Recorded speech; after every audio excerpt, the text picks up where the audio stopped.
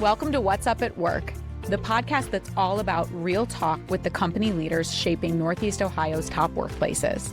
We're diving into the stories, strategies, and sometimes hilarious moments that come with creating the thriving teams that drive the region's most successful businesses forward. Whether it's a CEO sharing their leadership philosophy or an HR exec spilling their best people-first strategies, we're here to give you insights you can actually use to build a better workplace. Hit play and let's talk about what's really up at work. Welcome back to What's Up at Work, everyone. I'm Clyde Schroeder, Vice President of Sales and Marketing at ERC. And today we're talking about leadership in high-pressure environments. Our guest today is Dave Banyard, President and CEO of MasterBrand, the largest residential cabinet manufacturer in North America. Before stepping into the world of manufacturing, Dave served 12 years in the U.S. Navy flying F-18s, an experience that shaped not just how he works, but how he leads. In this episode, Dave shares what he learned from the military about preparation, accountability, and showing up for the people around you, and how those lessons show up in plant floors, boardrooms, and everyday decision-making. Let's get into it. Dave, welcome to the show. Thanks, Sam. It's great to be here. I'm so happy to have you here today. Your leadership journey is a little different than many of the guests that we've had, especially with your military background. Mm-hmm. What first drew you to the Navy after graduating from Princeton? Well, there's a couple things. I had a desire to serve in some capacity, and that's what, frankly, that's what the military is all about. And I figured out through college, doing a couple different summer jobs, that I really didn't want to work in an office right away. And I was looking for an opportunity where I could lead and learn how to be a leader. I had some leadership roles in college. And as I pieced all those things together, the military sort of jumped out at me. And I'm a big sailor. I love the water. So the Navy was the obvious choice. And as I look more into it, it's something I had never considered as a younger person. And so it sounded exciting. It looked hard. Yeah. And it was. And it accomplished a lot of what I was looking to do early in my life. So. And I mean, you jumped right into flying F-18s, which is something most of us can't even fathom. But you've said your real job wasn't just about being a pilot. It was about being a leader. Can you talk about what leadership looked like in that environment and what it taught you? Yeah, sure. Well, first of all, I didn't start flying they didn't throw me in an F-18. Oh, you didn't jump right in? You have to fly a couple other slower airplanes first. Okay. But no, that's a process. But when you get into a squadron, if you think about it, a squadron is an organization, and there are a lot of people, because the goal is obviously to get the airplane off the front end of the carrier every day. But there are maintenance people, there are operations people. You have a ton of people in the organization that are doing all the work that goes behind getting an aircraft airborne. And the officer's job is to lead them. And so you have a variety of different roles. My favorite story to tell about my first role is I was the lieutenant junior grade at the time. And so you get the junior people working for you. Mm-hmm. So I was the glamorous, what they called first lieutenant, which is really the head janitor, because you're on a ship and you have to keep, you have to maintain everything, including the ship and the airplanes. So I had about 25 18-year-olds who had just come out of boot camp that were promised, to go work on fighter jets. Mm-hmm. And their job was to basically clean toilets for 6 months. And so it was a challenge. You have to learn how to motivate people in an environment that A, may not be what they signed up for, B, is not the greatest job. That was probably the worst job you could have. And yet there's a promise in the future of them moving up. I mean, they joined and they will eventually, and they did eventually become mechanics on the airplanes or other things within the squadron. But that takes a lot of your time. And, flying was sort of my side job, if you will, which also took a lot of time, don't get me wrong. But every day I had to focus on both things. And the leadership there is all about, or at least the way I treated it was, you had to explain to these young kids why they're there and why what they do is important. And, and I didn't specifically focus on the cleaning of the heads. That's what we call a bathroom on a ship. But I talked a lot to them about what I was doing when I disappeared every day. And when I say I disappeared, I'd fly off the ship and come back, often twice a day. And I'd try to explain to them, I'd share with them as much as I could, things that were unclassified, the things that I was doing and the things that their effort enabled, to give them a bigger picture of what was going on. And they're long days. I mean, these kids work 18-hour days on the ship. And it's if you're working on the flight deck, it's a very, very dangerous place. You have to get to know people. You have to understand who they are, where they came from, why they joined. Those are all important inputs to you as a leader to try to help them see the purpose of what they're doing. You just have to do that over and over again. There's a phrase that people use called manage by walking around. Being present is a big part of that. It's not, running off the flight deck and going and doing other stuff. It's going out after you've flown and walking the flight deck with them, or walking the corridors on their way to cleaning the heads, to just tell them what's going on and find out what's going on in their world. If you think about it, an 18-year-old who signed up for the Navy is probably the first time they've been away from home. Yeah. They're on a ship in the middle of the Persian Gulf, there's a lot of things going on in their brain, and you just got to get to know them, and you joke around with them. I mean, there are times where you have to be tough. There's some of these kids, with this newfound freedom, don't do the right thing sometimes. Right. The other part about the military, which I think people don't appreciate, is you always have what's called a non-commissioned officer, an NCO. There's sergeants in the Army, in the Navy. They've been around the block, and that's who you learn how to lead from. I never really gave an order to my chief. The chief would coach me on how to be a good leader. He'd suggest, you should go talk to this sailor, they're having trouble, or and they still call you sir, but it's a relationship of coach and leader. And I think it's a really special part of the U.S. military. The NCOs are the lifeblood of the U.S. military in all of the services. And I learned a ton from my chiefs. And each step you go, you get a new chief and you learn different things from different people.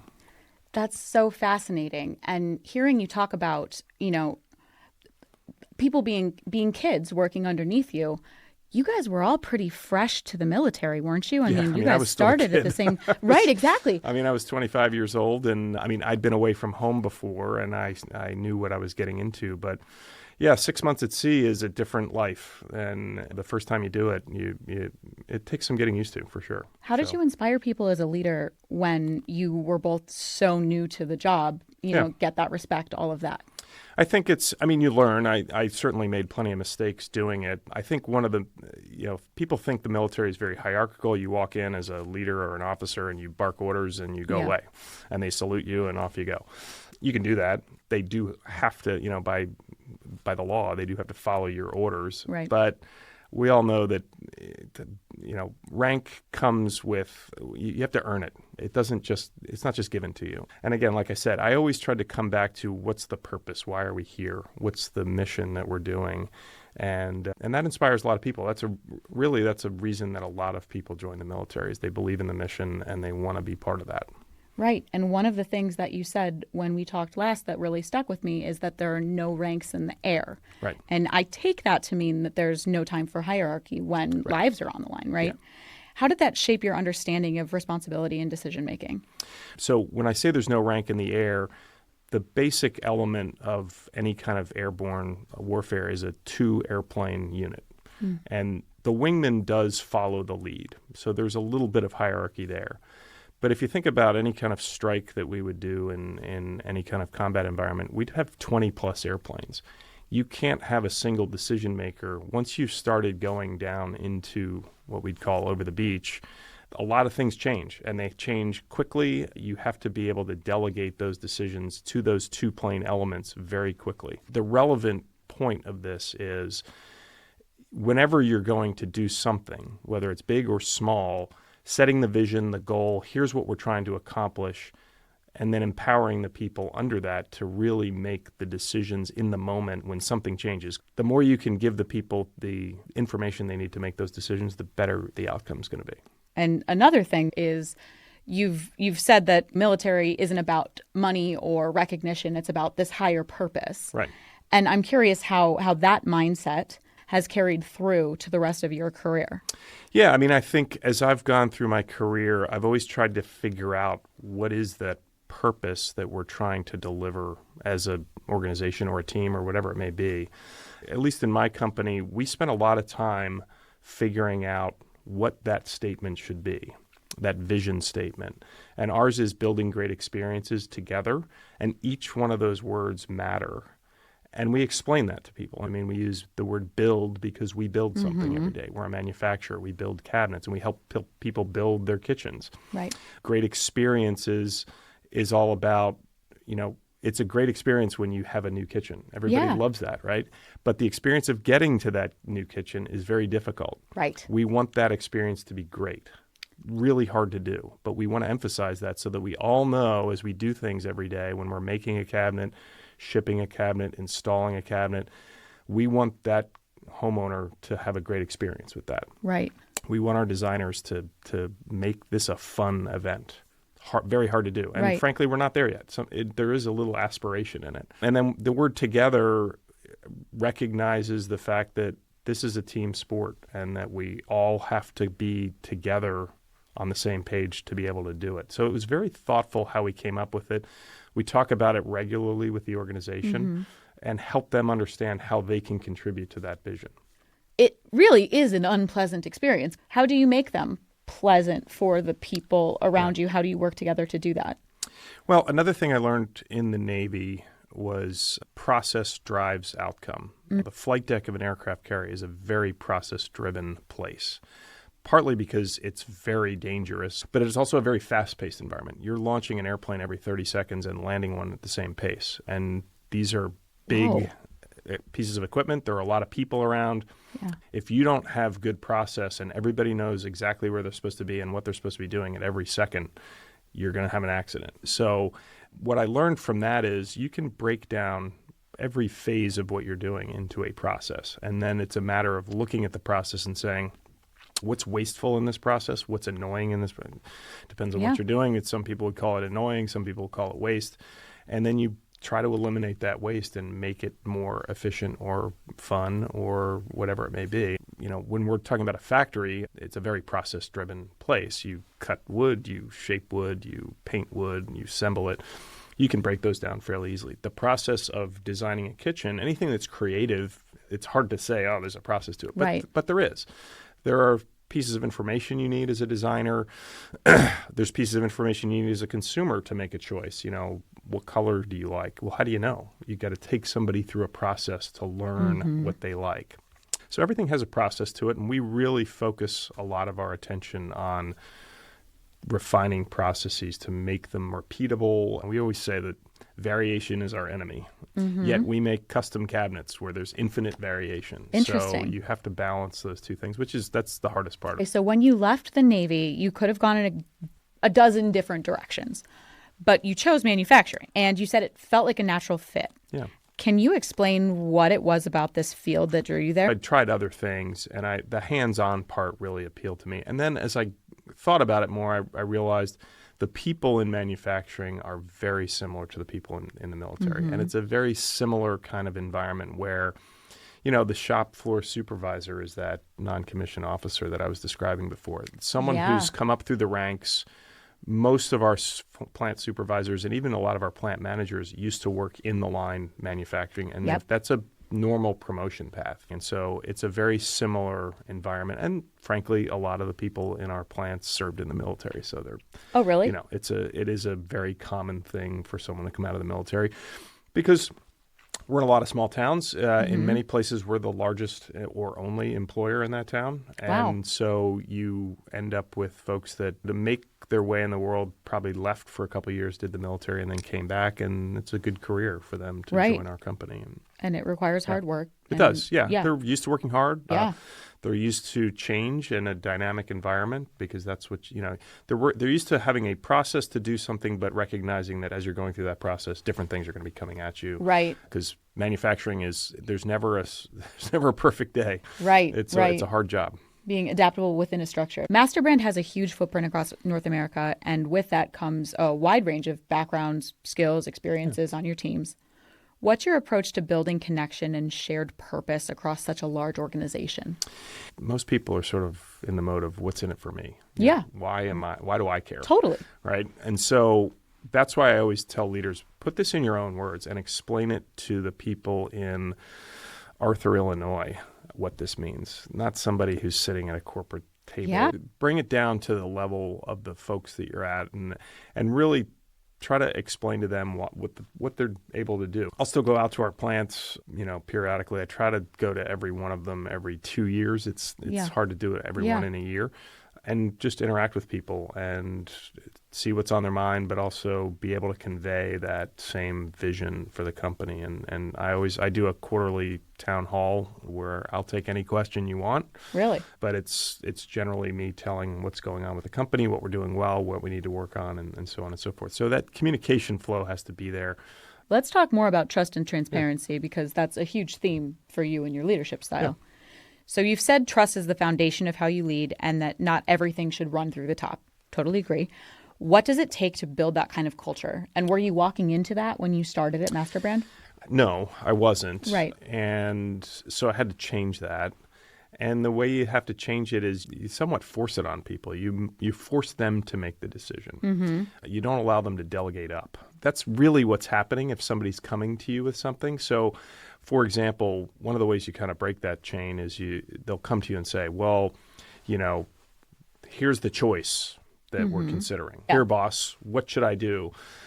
Well, you ask that question back to them. What would you do? Right. And at first, a lot of people are very uncomfortable with that because if you've grown up in an environment where somebody else is constantly making decisions for you, A, you're off the hook. So you've never had to really wrestle with what's the right choice and the implications of that choice. Or you live in fear because the reason this person's making these decisions is because they don't trust you and you've made a mistake in the past or somebody's made a mistake in the past. So you're fearful of the decision because you think if I get this decision wrong, I'm going to get fired. You can't have that kind of environment because nobody will take any risk if you do that. I am not the highest risk taker in the world, but obviously I flew fighters for 12 you're years, sort of so a risk I have taker. a bit of an appetite for risk. Right. You have to teach people that it's okay to take risk, and one of our cultural norms is be bold. But a lot of decisions, I want people to think through what are the implications of this decision because ultimately they own it. They're going to run with that decision, and I'm not going to do that. So if they're coming to me for that decision, they're off the hook. You asked how do you get to that point? I asked that question back. I sort of force the decision back onto them. I don't allow them to delegate it up. If they're struggling with it, I try to coach them through it. Well, what did you think of what would happen if you did this, or what would happen if you do that? Because ultimately you're never going to have perfect information. So you have to make some assessments and some estimates and then adjust off of that. Right. And you also have to be willing to say, I made the wrong decision and this was the bad choice, so let's reverse it and go back. And the sooner you can do that, the better you're going to be. Everybody's afraid of failure, but I've learned more from failure than I have from success. So everybody says that, but it is absolutely true. I believe that. And if you treat it that way, as long as the failures aren't really catastrophic, don't burn the business down. But Right. You want to give people the room to fail, but within safety net. That's right. What would you say to people who struggle to have their employees step up and say, yes, here's what I recommend? When it doesn't come naturally to an employee, what do you do? Yeah, you get a lot of blank stares, particularly, if you're a more senior person, that's intimidating. Right. I don't think I'm a very intimidating person, but the title is intimidating. Yeah. So somebody comes into my office, it's intimidating. You got to get the person comfortable and then just have a conversation with them. And if you can't get there, I do this with my kids. I'll say, okay, I don't want an answer now. I want you to go off and think about it. And come back, tomorrow or in a couple hours when you've had a chance to think about it. They may be uncomfortable to kind of walk through it with you. And hopefully they have a colleague that they can go talk to. This person just asked me to make a decision that I'm uncomfortable making. Most people have that person at work that they can go talk to, and that's right. And then you're bringing somebody else in, you're getting different ideas, and those end up being great decisions. So yeah, that's good parenting advice. My dad called that the 24-hour rule. That's right. Yeah. Sometimes it's when they've done something wrong. It's like, I want you to go think about this and tell me what you would do differently next time. And I don't want to hear an answer right now because it's just going to be an excuse. You've talked a lot about transparency and being really intentional about that. So being honest when things go wrong, which we just kind of mentioned, and not sugarcoating the hard stuff. Right. Why is that so important to you? Well, if you can't fix a problem, if you deny that it's a problem, right? Because then you're just going to let it go. And if you think you're perfect, we all know nobody's perfect. And so I try to also show people that I'm not perfect and say it's okay to not get it right the first time. Right. And admit we've done plenty of things under my tenure that I look back on and go, that was dumb. But it's okay. We're still here and we're still getting better. So you've got to allow people the space to fail. Right. I spend a lot of time making sure I'm prepared when I know there's been a failure of something, so that I'm showing up as a calm, not angry, kind of frustrated person.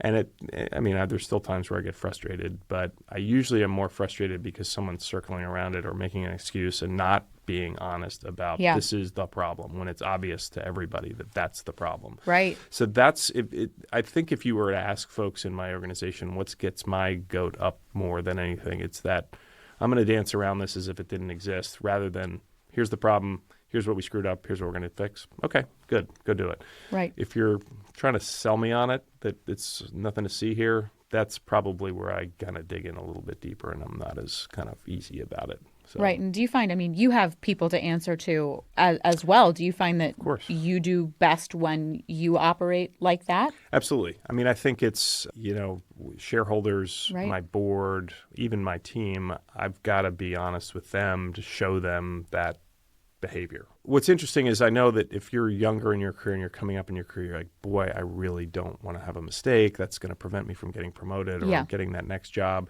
Some bosses are like that, and there's some company cultures that are like that. It's you better be perfect or you're out. Right. That's tough. You've got to understand that that's the dynamic in your company, and that breeds a certain amount of transparency, and I don't like that. Yeah. So, I have the luxury of coming from an environment where it's sort of like there was a mistake made. Well, nobody died. It's not. Right. Whereas, the environment I was in the Navy, if you made a mistake, people could die. Right. And so I have a little bit more of a low blood pressure for mistakes, because they're just not.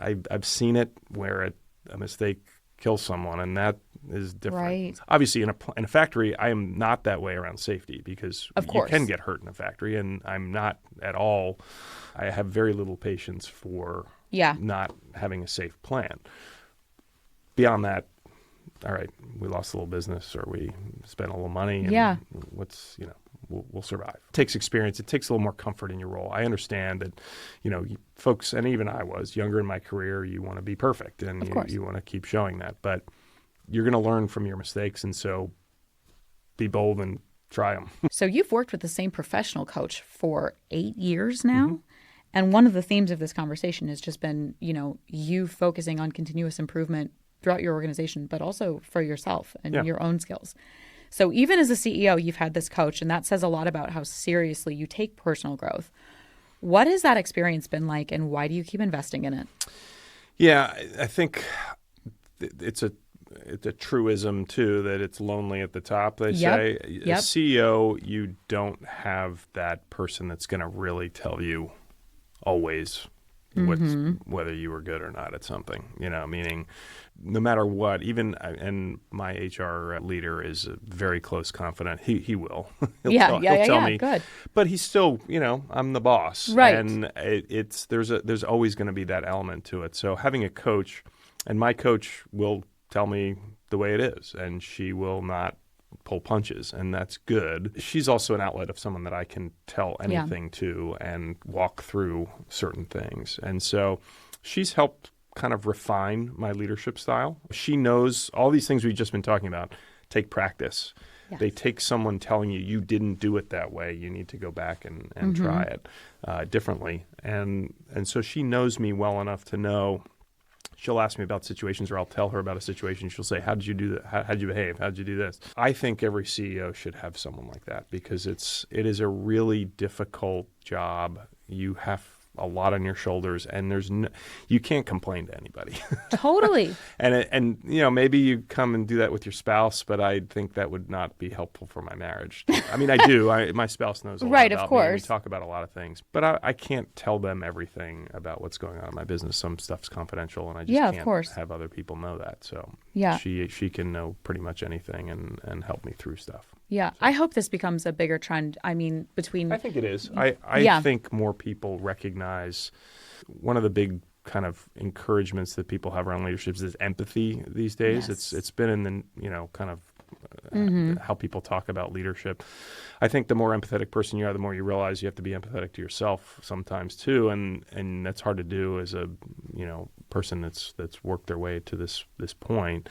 So I think if you went back 30 years, there were a lot of people that were very hierarchical leaders and kind of just barked orders and that was it.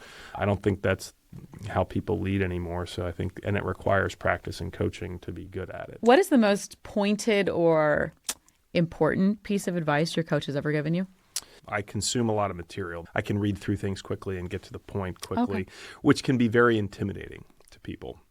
And so I have to resist the temptation to go deep on things that don't matter and then kind of meter out how deep I go on things that do matter. It took me a long time to figure out that that was intimidating to people because it puts them on their heels. You know, you're trying to review a business proposal. You're trying to review something that happened in the business, and I kind of zip through it and get to the, a couple things, and they're still up here going, right. I'm trying to catch up.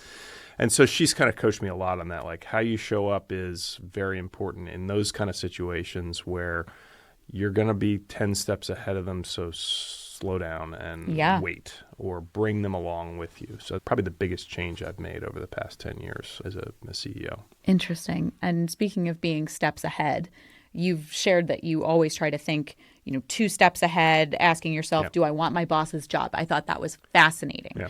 So not in a competitive way, you're not competing with your boss, but a way to be intentional about where your career goes. How has that mindset served you over time? Well, it's what convinced me I should leave the Navy. Okay. It's actually, frankly, it's what's allowed me to think about my next role every single time. Yeah. And what I like about it is I've only been recruited by a recruiter into one job. And it actually was the worst outcome of jobs. Interesting. Okay. All the other jobs I've gotten were through my own network. And that is because I was thinking about it well in advance of the job actually being suitable for me or available. And so, and I was not, that was again a learned skill. The military, you don't have to network as much. And so when I went back to grad school and started out in business, I didn't do any networking. And I just sort of thought, if I go and do my job really well, I'll get to the next step. And I've learned, and I had a great mentor, my first boss, who was also a Navy guy, who went on to be CEO of a number of different companies. He was great at it. I watched him do it, and I watched his career take off. And so it's thinking through, and when I say if I didn't want my boss's job, so in the Navy I started realizing that the future held more office work, Pentagon perhaps, Admiral's Aid, things like that, and that really wasn't why I was doing what I was doing. I enjoyed the being operational. I looked at my boss and I said he never sees his family, and I didn't have kids while I was in the Navy, but I got married at the later part of my career, and I just said that's not the family life that I want for my family. But those elements, I observed that by seeing the people ahead of me, what their life is like, and saying, do I envision myself in that role? And because there were, when I joined the Navy, I thought, boy, being the captain of an aircraft carrier would be the coolest job ever. And it is a cool job, and I have friends that have done it, but it wasn't for me. That's interesting that you said that you opted out because you wanted to be operational, but now as the CEO of MasterBrand, how did you adapt to that? What I like about this role is it's very intellectually stimulating. I have no 2 days are alike. When I started my career, I was a plant manager. Every day is the same. And it's very, very challenging because for me anyway, you're there and it's just, nothing ever works exactly the way you'd hoped. And so it's just constant, things going on.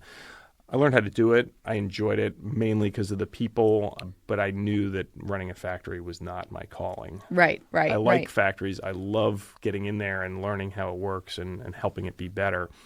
But I realized I like more of what's going to happen in 5 years, 10 years. How do we build this business and go in the direction we want to go? And that involves a lot of different functions, and I never really consider myself an expert at any particular function. I just want to see how do all these things fit together and how do we craft this organization to go further. So I get a lot of excitement out of that. And I find my way through that. The way I describe the CEO job to a lot of people is you're building a jigsaw puzzle, but you got to go find all the pieces first. It's not just laid out on a table. So you've got to go figure out where the pieces are and then figure out where they fit. And you're going to find a bunch of pieces that don't fit, and you got to discard them. And so it's complicated like that, but it requires a lot of thinking. And so I do spend my time doing that. I have to balance, obviously, interacting with people with sitting in my office and reading and thinking and that kind of stuff. So Dave, MasterBrand became a standalone public company just a couple years ago. So that kind of transition comes with both complexity and opportunity. Mm-hmm. What's been your focus through that chapter? Well, the nice part was we were pretty well set up for success from our former parent company, and I had a great relationship with the CEO, still do. I think the key part of it is planning ahead of time and really being ready to be on your own. And that's what I said to everybody in the organization. I said, part of the reason we're doing this is because we're ready to do it. Mm-hmm. But there are a lot of different things that you have to do. I mean, my job and our CFO's job changed quite a bit. Yeah. I spend a good chunk of my time with investors. I have a board now that I directly report to. So again, it's a process. Fortunately, I'd done it before, so I kind of knew what to expect. Okay. And then I could help coach my team through some of these changes. But for many people in the company, not a lot changed. Right. And so I had a boss one time. He was a great analogy that he used. He said, I have an umbrella. I'm the umbrella. And my job is to protect you guys from all the rain that's falling down. And there's a lot of externalities that I have to deal with that I really try to protect my team and the rest of the organization from. And I say protect, it makes it sound like it's a hostile thing, but I don't want them worrying about investors. I don't want them worrying about press or things like that. We deal with that, and that's part of my job. And so, but yeah, we've had to add a bunch of functions that we didn't have before. Fortunate, again, I have a decent network and brought in great people to fill those roles. You add the pieces you didn't have, and I think we were ready to be an independent company, and that was a big part of it. Right, and that probably kept your job pretty interesting. You know, you came in, did a couple years of not being the standalone public company, and then you got to change and kind of not start over, but it evolved, and that keeps it interesting. The basics of the job, though, it's funny. I'm not a big title person, in case you probably figured that out. So when I went to work for MasterBrand at first, we were part of a larger company, so I didn't have a CEO title, but it also meant I didn't have to do a lot of the things that a CEO has to do. But I did still have to create this vision for the company and build a team and a culture. And that's, one of the most critical elements of a CEO's job is culture. And it's what I spend a lot of time thinking about. Are we making the progress? It's not a destination. It's a journey. Right. And where are we on that journey? And are people hearing it? Are they getting it? And are we living it? And so that's, that wasn't any different whether you're a company president or even a plant manager. It's the culture. You set the tone for the culture as the leader. Right. And you have to live it. And what's your next step on the culture journey? Yeah, I think we've been working. One thing we didn't have as much of when we were part of a larger company was our own career development for folks. And we have a great team that focuses on that. And that's been a big focus for the last year and a half of how do we show people in the organization what a career path could look like. Yeah. And we've had a few examples now of that in action, but it's that kind of conversation. It may not be a conversation, but it should be kind of a back and forth with the associate of what their goals are, where do they see themselves. I kind of try to, put my own image on there saying, do you see yourself having your boss's job? Those kind of things. And here's a way for you to get there. Right. And if you're in a hierarchical organization, you always think it's the title that signifies what you're doing.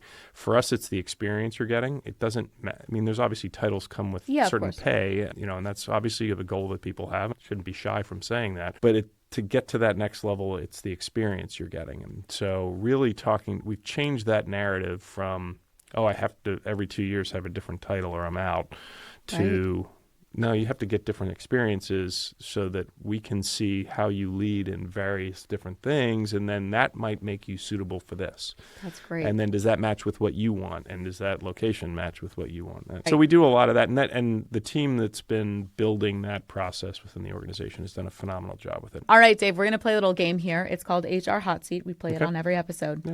I'm going to ask you a bunch of rapid fire questions. Yeah. Answer in 3 sentences-ish or less. Okay. Let's go. What was your very first job and what did it teach you? Yeah, so my first job was kind of odd jobs around the neighborhood. Nothing was given, so if I wanted a new baseball mitt or a new bike, it was on me. So I mowed lawns, I shoveled a lot of snow, things like that. I've done the same with my kids. I think it's great. You learn, first off, how to work hard, and second off, the value of money. All right, when you came to MasterBrand and you transplanted to Cleveland, correct? What was your first thought when you found out you were moving to Cleveland? Well, we moved here from Florida in January. In January. But we've lived in we had moved to Florida from Sweden, so it wasn't the cold. Wow. The cold wasn't the challenge. But I'll be honest, and I'm embarrassed to say this. Nobody, if you're not from Cleveland, you have a very bad image of Cleveland. Right. And it was, I think the kids sort of said that, and my wife said that, like, Cleveland, really? But when you come and visit, and now that we've lived here for almost 10 years, it's the best kept secret in the United States. And I almost don't want to put that out publicly. I have a lot of friends on the East Coast, and I tell them that, and they don't believe me, but oh well, that means we'll keep it to ourselves then. Oh yeah, more space for us. Yeah. And what now is your favorite thing about Cleveland? I think the diversity of what you have in Cleveland is fantastic. I mean, we love the art museum. We went to an event the other night with a world famous author at the Maltz Center at Case Western Reserve University. You have great sports teams, and then just outdoors. We have the lake. We sail in the summer. We're huge outdoors people, and I can do all of my favorite outdoor sports within a 2-hour radius of the city. I'm happy to keep these things a secret because, where we used to live in Florida is just overrun with people now, and we really enjoyed where we lived, but I wouldn't want to live there now. What's your favorite flight-related movie that actually gets something right? Well, as you could expect, Top Gun 2 was a very accurate movie. Really? Yes. Oh, I liked that one. And the reason is they actually filmed that movie in the airplanes. Oh, really? I think you can look up, maybe on YouTube, a documentary of how they made the film. And it is very accurate. And the things they're doing in that movie are accurate because they're actually doing them in an airplane. Huh.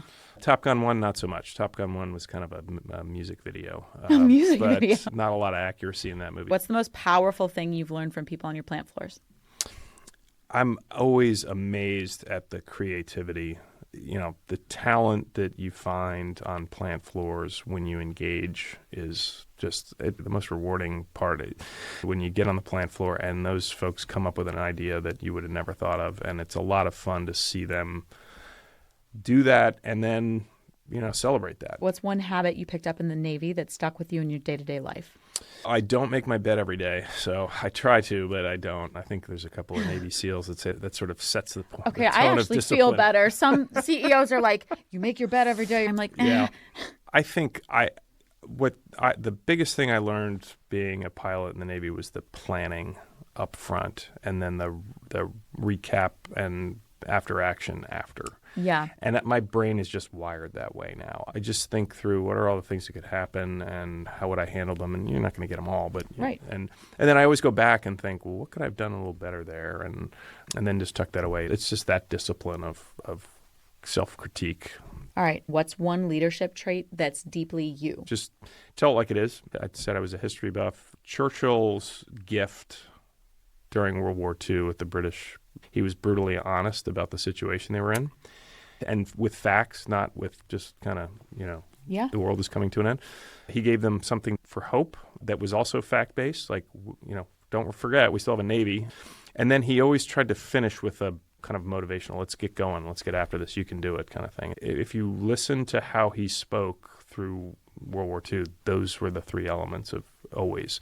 And I didn't intentionally adopt, and I'm not comparing myself to Winston Churchill, and I don't show up to work in my pajamas with a cigar in my mouth, but he certainly had plenty of flaws, but I think that works. People really appreciate honesty and telling it like it is, but giving them the hope, not just leaving them hanging. That's a brilliant formula. What's one thing you're still learning about leadership today? I think the hardest thing to get right is speed. It's where should you have the throttle? Mm-hmm. And I think I've gotten better at it, but I still I'm always trying to gauge, should we be going faster on something or am I going too slow? Digital things are like that. How fast should we be using things like AI? I don't know because there's no example for me to go look at. Right.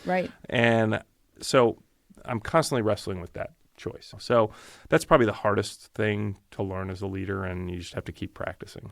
That's it for today's episode of What's Up at Work. Big thanks to Dave Banyard for reminding us that real leadership isn't about titles or control. It's about trust, clarity, and showing up for the people around you. If you like this conversation, share it with a colleague, drop us a review, or subscribe so you don't miss what's next. Until next time, keep learning, keep connecting, and stay curious about what's up at work. We hope you enjoyed this episode of What's Up at Work. Now it's time to get out there and start building better workplaces. If you need help with where to start, ERC has your back. Head to yourerc.com for exclusive HR tools, insights, and resources to help you attract and retain top talent. And keep tuning into What's Up at Work for more strategies and secrets to help leaders like you create thriving workplaces. Thanks for listening, and we'll see you next time.